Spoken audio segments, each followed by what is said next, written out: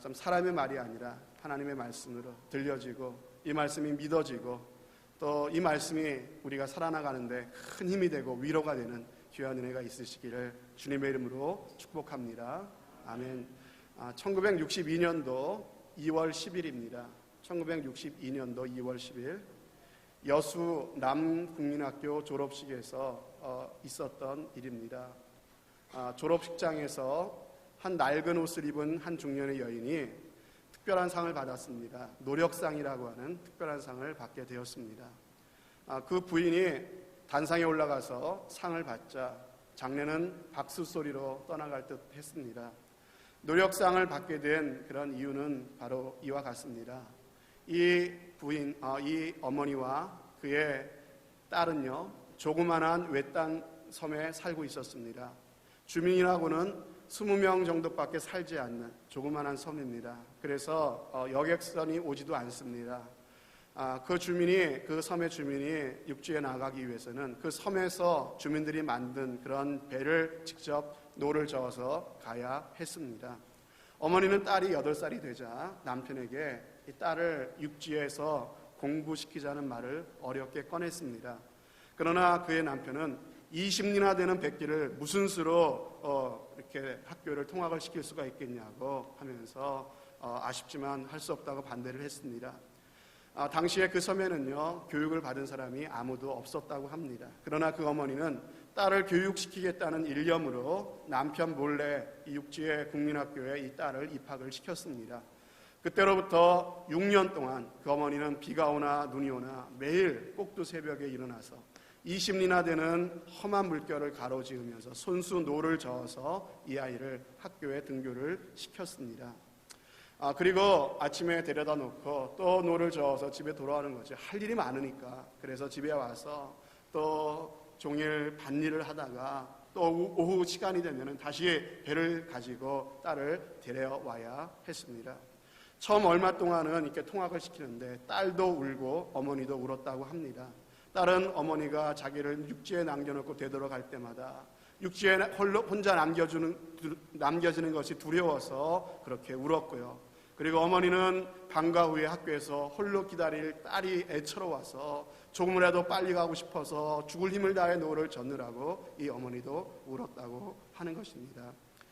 시계도 없는 섬에서 이 어머니는 풍랑으로 배를 띄울 수 없는 그런 날을 빼고는요, 하루도 빠짐없이 매일마다 이 딸을 학교에 보내주고 데려오는 일을 반복했습니다. 그렇게 6년을 하루같이 오간 백길이 무려 33,000이나 되었다고 합니다.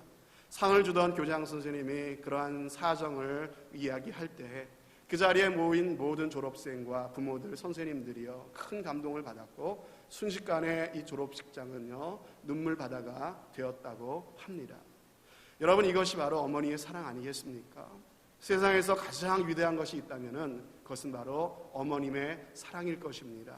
그래서 고린도전서 13장 7절에 보면 사랑은 모든 것을 참으며 사랑은 모든 것을 믿으며 모든 것을 바라며 모든 것을 견디느니라 라고 하셨습니다.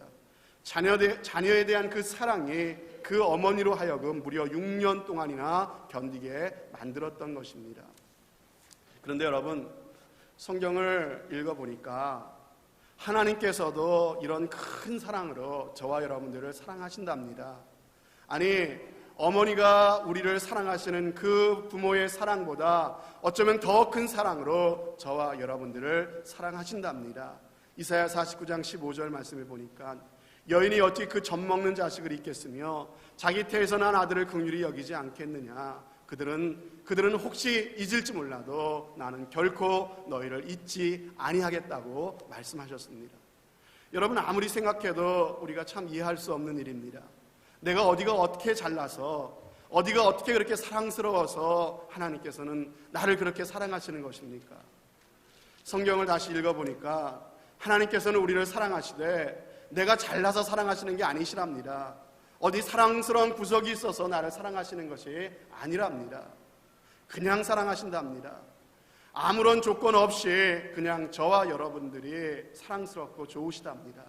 그것이 바로 성경에서 우리를 향해서 하나님께서 사랑하시는 사랑의 표현입니다. 하지만 많은 사람들이요, 이런 하나님의 사랑을 이야기하면 그걸 잘 이해를 하지 못합니다. 하나님이 나를 조건 없이 사랑하신다고 하니까 뭐 그런가 보다 머리로는 알겠는데 정말 가슴으로 이 사랑이 잘 받아들여지질 않는 것 같아요. 이것이 잘 느껴지지 않으니까 그 사랑의 풍성함을 느끼지 못하고요, 그 사랑 안에서 자유함을 누리지 못하고 살아가는 경우들이 많이 있습니다. 왜 그렇습니까? 내가 이 땅에 살면서 그런 걸 경험해보지 못했거든요.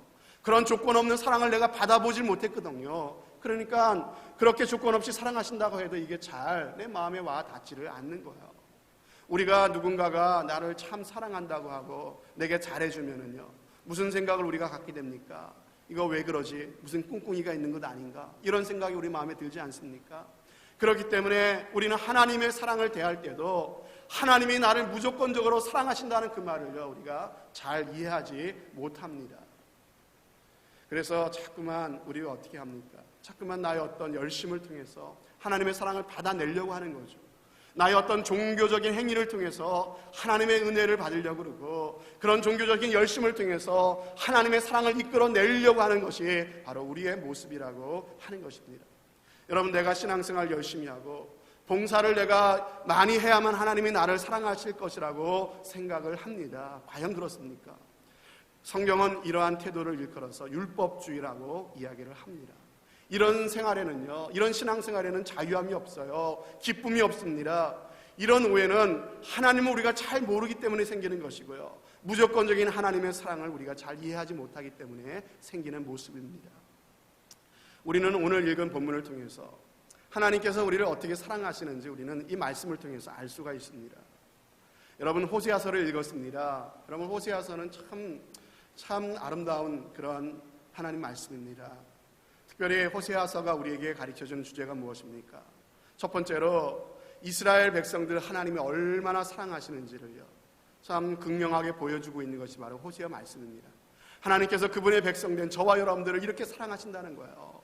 그것을 단지 말로가 아니라 호세아라고 하는 그 한 사람의 그 선지자의 결혼 생활을 통해서, 특별히 고멜이라고 하는 방탕한 여인과의 이 결혼 생활을 통해서 하나님께서 얼마나 우리를 지극하게 사랑하시는지를 보여주시는 것이 바로 이 호세아서의 말씀입니다. 그리고 두 번째 주제는 이것입니다. 내가 너희를 이렇게 조건 없이 사랑하였으니, 내가 지금도 너희를 사랑하고 있으니 너희는 내게로 돌아오라, 내게로 돌아오라고 말씀하시는 것이 바로 이 호세아서의 말씀이라고 하는 것입니다. 혹시 이 자리에 계신 여러분들 중에서 몸은 지금 이 자리에 나와 계시지만 마음은 하나님으로부터 지금 멀어져 계신 분은 안 계십니까? 어느 순간부터인가 예배드리는 기쁨이 내 마음에 사라졌어요. 예배의 말씀, 그리고 말씀 생활이 나의 삶의 우선순위에서 밀려나 있지는 않습니까? 예배를 드려도 형식적으로 그냥 드리는 그러한 마음, 예배 드리는데 마음은 없고 그냥 와서 그냥 앉아 있을 수가 있다는 것이에요. 하나님을 위해, 사명을 위해 살기보다 내가 하루하루 무엇을 먹을까, 무엇을 입을까 하는 마음으로 내가 살고 계시지는 않습니까? 오늘 하나님께서는 우리에게 말씀하십니다. 돌아오랍니다. 내가 너희를 이렇게 사랑하니 그 사랑을 다시 한번 회복하랍니다. 돌아와서 조건 없이 사랑하시는 그 하나님의 사랑을 회복하라고 말씀하고 계시는 것입니다. 여러분, 오늘 이 호세아 선지자를 통해서 우리를 어떻게 사랑하시는지 내용은 이렇습니다. 지금으로부터 약 2800년 전의 일입니다. BC 800년 전경에 이스라엘 나라에 호세아라는 선지자가 있었죠. 그런데 어느 날 하나님의 말씀이 호세아에게 임했는데 음란한 거리의 여인 고멜을 아내로 맞아들이라고 그렇게 말씀하십니다. 호세아는 하나님의 말씀을 따라서 거리의 여인 고멜을 아내로 맞았습니다. 결혼 후에 아들 둘, 딸 하나 낳고 나름대로 행복한 결혼 생활을 하는 것 같았습니다. 그런데 어느 날 갑자기 아내가요, 그 가정에서 가출을 해버렸습니다. 알고 보니까 어디 갔나 보니까 이 남편과 어린 자녀들을 다 내팽개쳐 버리고 이 고멜이라는 여인이 다른 남자를 찾아간 거예요. 여러분, 거리의 여인으로 살았으니까요, 한 남편의 부인으로 만족이 되진 않았던 것 같아요. 그래서 다른 남자를 찾아간 거예요. 호세아는 그 아내가 부정한 행실을 버리고 돌아오라고, 돌아오면 과거를 묻지 않고 받아주겠다고 하지만요, 그렇게 노력하지만요, 그런 노력이 다 헛새가 되었습니다. 그 아내 고멜은요, 호세아의 순수한 사랑을 외면해 버리고 물질을 따라, 쾌락을 따라 다른 남자를 따라간 것입니다. 그런데 문제는요, 이 고멜이 그렇게 다른 남자를 찾아갔을 때 그 남자에서 행복을 찾을 줄 알았는데 결국은 그 남자에게도 버림을 받게 됩니다. 할 수 없어 또 다른 남자에게 갑니다. 그런데 또 그 다른 남자에게도 버림을 받습니다. 여러분, 이 남자 저 남자 바꿔가면서 막가는 삶이 되어가게 되었습니다. 결국은 이 여인을 아무도 돌보아 주지 않는 그러한 지경에 이르게 되었습니다.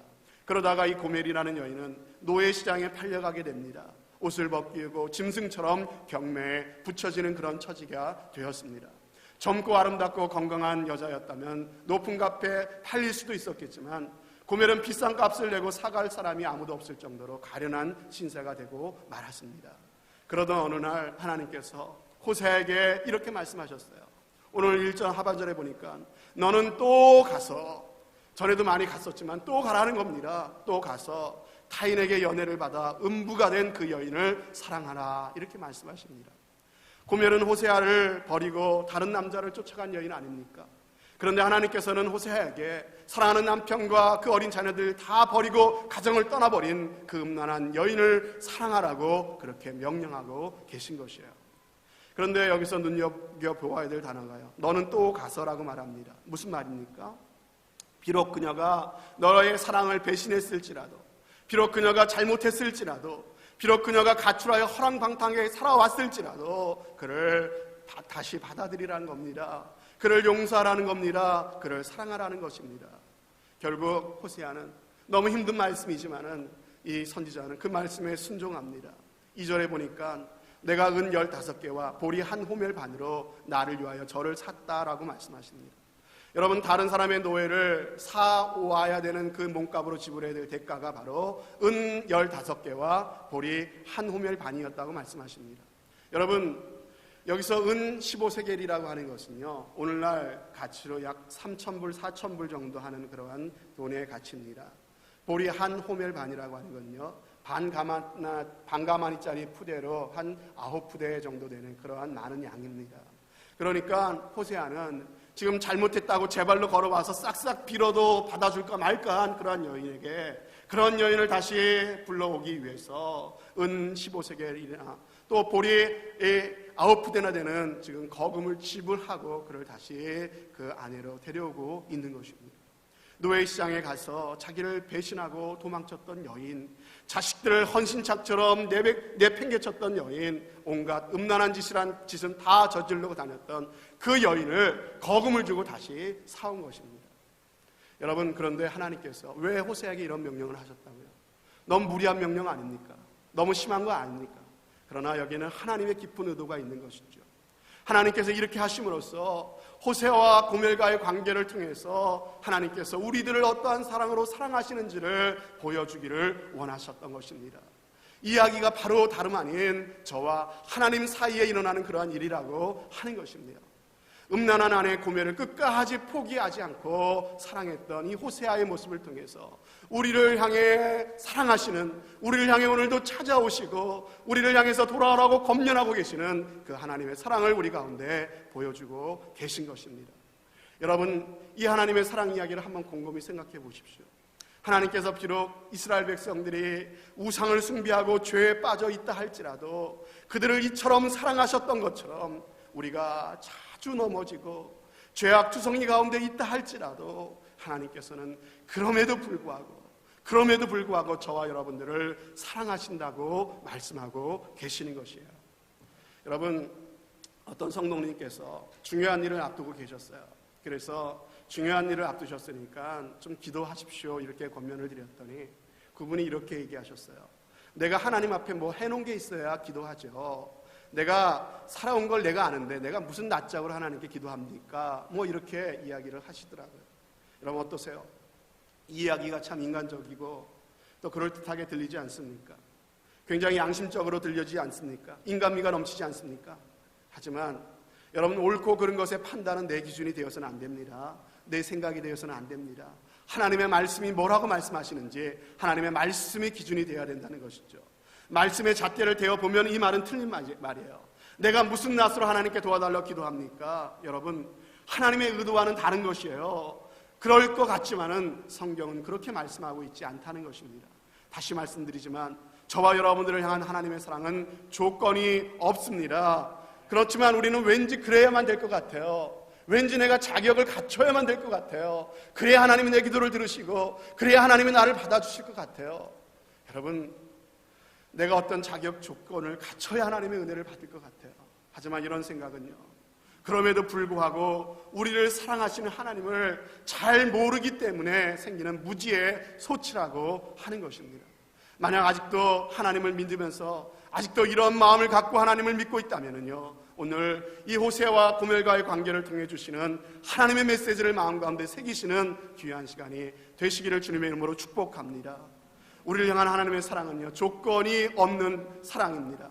내가 무슨 자격이 있어서, 내가 무슨 해놓은 일이 있어서 하나님이 그래서 나를 사랑하시고 나에게 은혜를 베푸시는 것이 아니라고 하는 것입니다. 마태복음에 나오는 바리새인의 기도와 세리의 기도를 여러분 기억해 보십시오. 바리새인은 정말 경건하게 살려고 정말 피나는 노력을 했습니다. 때가 되면 빠짐없이 금식했습니다. 하루에 3번 쉴 때마다 기도했습니다. 11조도 정확하게 구별해서 드렸습니다. 구제와 모든 종교적인 그러한 의무도 다 했습니다. 그리고 성전에 나오니까 당당하죠. 그러니까 가슴을 쫙 펴고 하나님께 기도하는 겁니다. 내가 이렇게 노력했습니다 하나님, 내가 이렇게 살았습니다 하나님, 이렇게 기도합니다. 하지만 보십시오, 하나님은 이런 바리새인의 기도를 기뻐하지 않았다고 성경은 말씀하십니다. 도리어 성전 구석에서 가슴을 치며 허물과 죄 가운데 있을 수밖에 없었던 자신의 부족을 안타까워하면서 주여 이 죄인을 불쌍히 여겨 주옵소서 이렇게 기도했던 세리의 기도를 기뻐 받으셨다고 말씀하십니다. 저는 이 자리에 계신 여러분들 모두가 나의 의와 나의 공로로 하나님께 앞에 나가는 것이 아니라 나를 조건 없이 사랑하시는 하나님의 은혜를 믿고 오직 예수님의 십자가의 공로만을 붙들고 나아가시는 여러분들 되시기를 주님의 이름으로 축복합니다. 그러면 어떤 분들은요, 이렇게 말씀하실 거예요. 목사님, 그렇다면 뭐 우리 마음대로 살아도 되겠네요. 하고 싶은 대로 좀 살아도 되겠네요. 어차피 그렇게 살아도 하나님이 우리를 사랑해 주신다면서요. 뭐하러 그렇게 골치 아프게 힘들게 삽니까? 원하는 대로 마음껏 살아도 하나님 사랑하시는데. 여러분, 그러나 오해하지 마십시오. 하나님께서는 우리가 어떠한 과거가 있든지 어떤 허물과 죄악이 있든지 그것을 묻지 않으시고 조건 없이 죄인들을 사랑하여 주십니다. 그리고 죄인을 받아들여 주십니다. 그것은 진리입니다. 그러나 여러분, 일단 하나님의 사랑 안에 들어온 사람에게는요, 하나님의 말씀대로 살아갈 것을 우리 가운데 강력하게 요청하고 계신 줄로 믿습니다. 여러분, 사도 바울이 그랬잖아요. 사도 바울이 하나님의 사랑을 깨달았어요. 하나님의 사랑의 그 깊이를 알게 되었어요. 그리고 내가 모든 율법에서 모든 종교적인 의미에서 자유하다는 것을 깨달았어요. 하지만 그는 그 자유를 누구를 위해 사용합니까? 바로 주님을 위해 기꺼이 자신의 자유기를 포기하고 모든 사람의 종이 되어 살기로 작정하지 않습니까? 하나님의 사랑을 만난 사람들, 하나님의 사랑을 깨달은 사람들은요, 필연적으로 그 사랑이 나를 이끌기 때문에, 그 사랑이 나를 사로잡기 때문에 주님을 위해 살게 된다고요. 그 자유를 사용하여 주님을 섬기고 그 자유를 사용하여 기꺼이 다른 사람의 종이 되어 산다고 하는 것입니다. 여러분, 하나님은 사랑의 하나님이시기도 하시지만 공유의 하나님이시라고 성경은 말씀하십니다.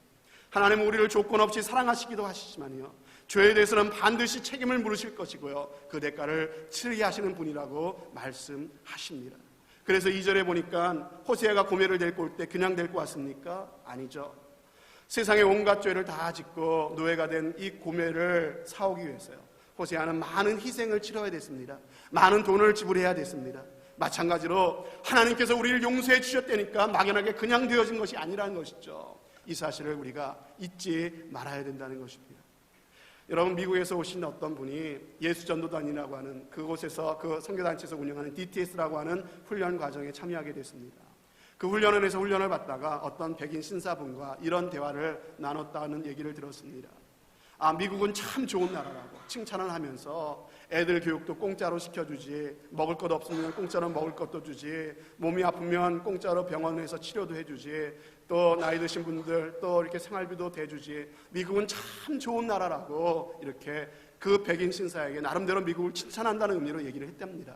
그런데 이 말을 듣고 있던 백인 신사가 얼굴색이 변하면서 정색을 하면서 이렇게 말하더랍니다.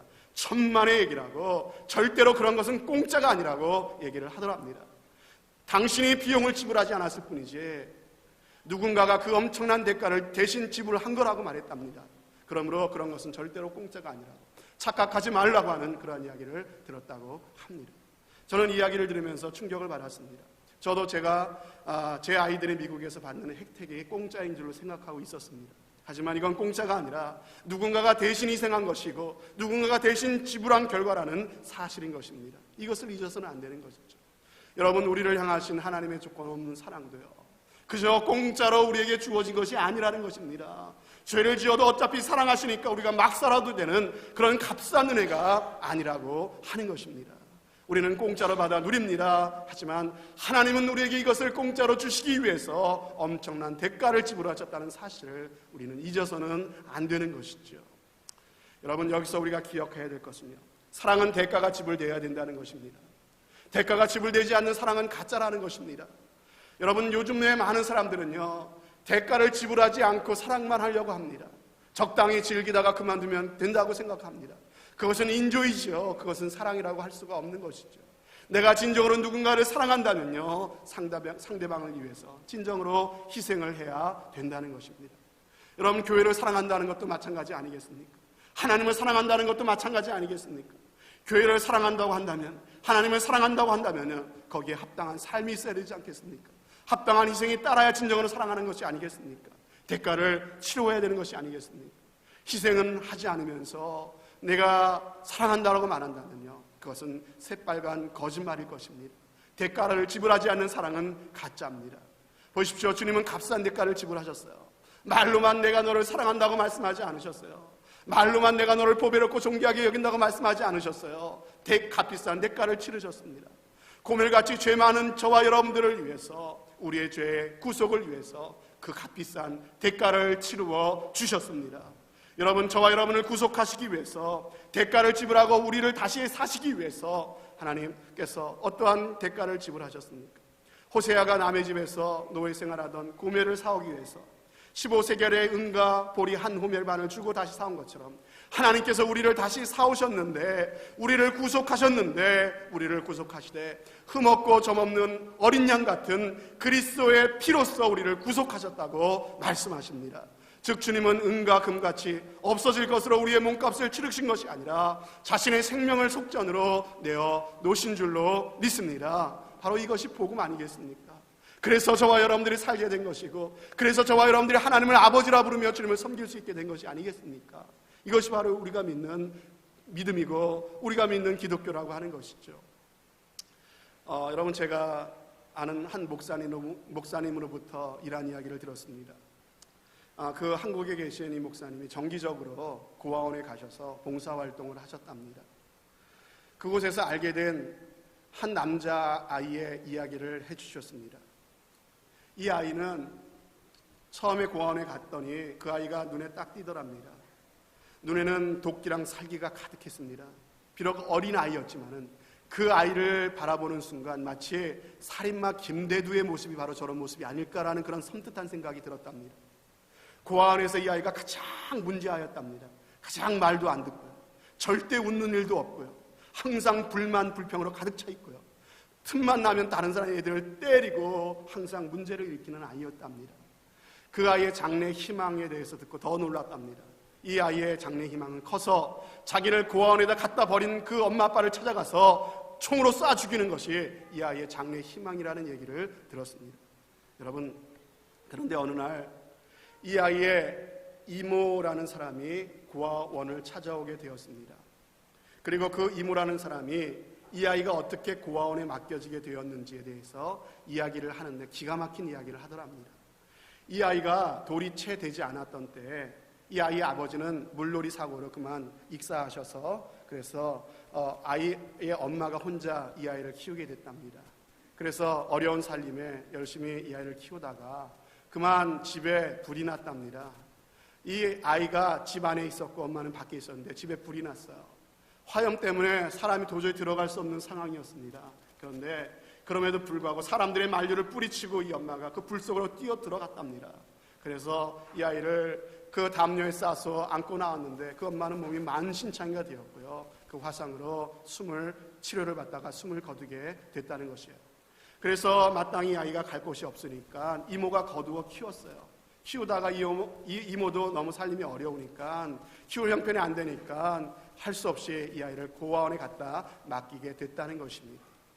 여러분, 이 이야기를 이 아이가 듣게 되었어요. 이 이야기를 듣고 이 아이가 어떻게 변했을까요? 이 아이는 완전히 딴 사람이 되었습니다. 내가 부모님의 버림을 받아서 지금 이 고아원에 왔는 줄 알았는데 알고 보니까 엄마가 나 살리려고 사람들의 만류를 뿌리치고 불 속으로 뛰어들었다는 사실을 알게 된 것이에요.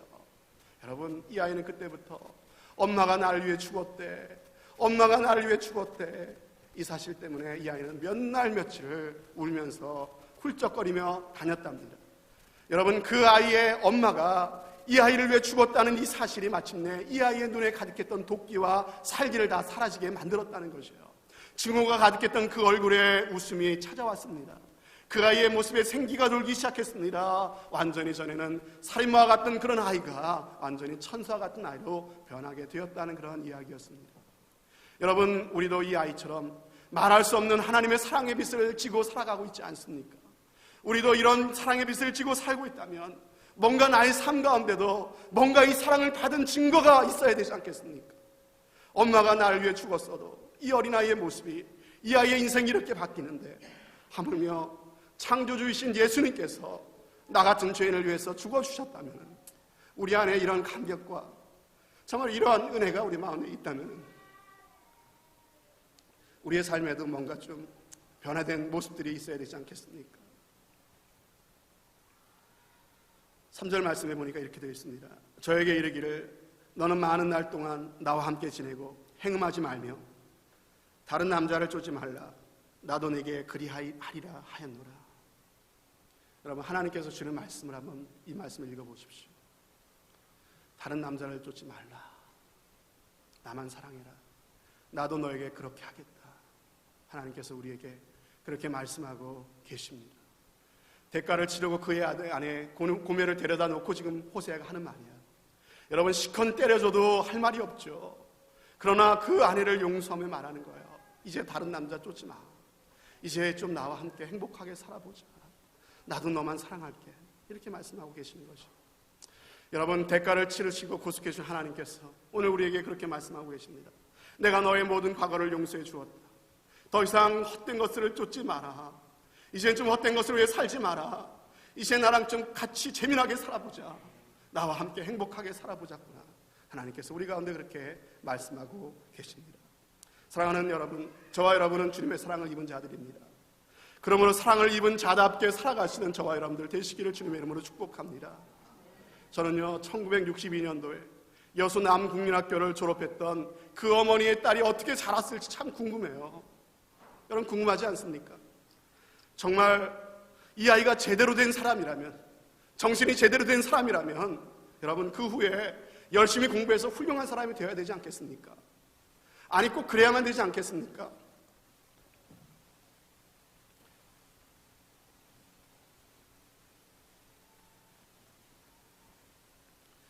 자기를 공부시키기 위해서 엄마가 어떠한 희생을 했는지 정말 이 아이가 안다면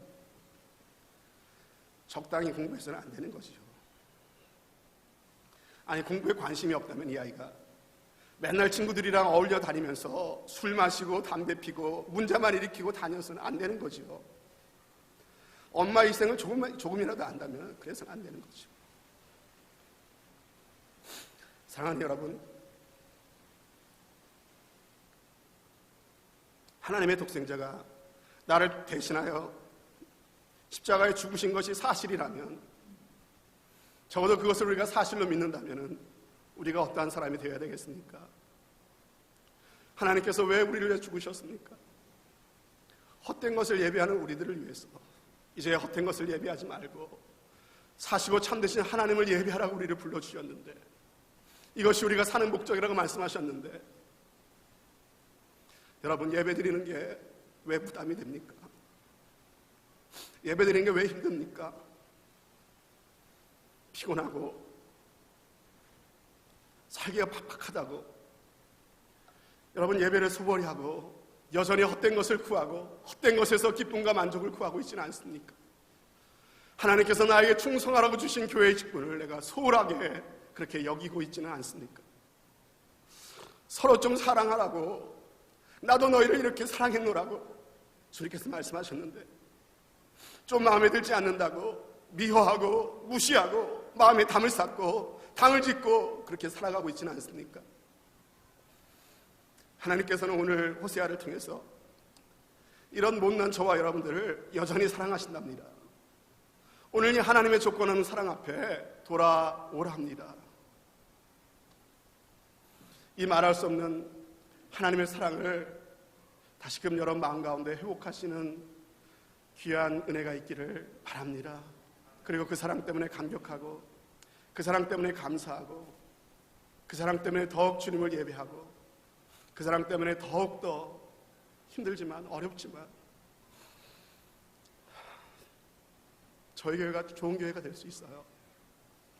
좋은 교회가 될 수 있습니다. 오늘 원래 설교의 제목은 제가 갈등이 있기에 더 좋아질 수 있습니다 제목으로 말씀 묵상하다가요, 너무 직접적으로 말씀을 드리는 것 같아서 필요한 건 하나님의 사랑이구나, 다시 하나님의 사랑을 회복해야 되겠구나, 이런 마음으로 말씀의 본문을 바꿔봤습니다. 여러분, 그 사랑 때문에 다시 한번 그 사랑에 합당한 사람으로 다시 한번 그 사랑 앞에 돌아오시는 저와 여러분들이 되시기를 주님의 이름으로 축복합니다. 기도하겠습니다.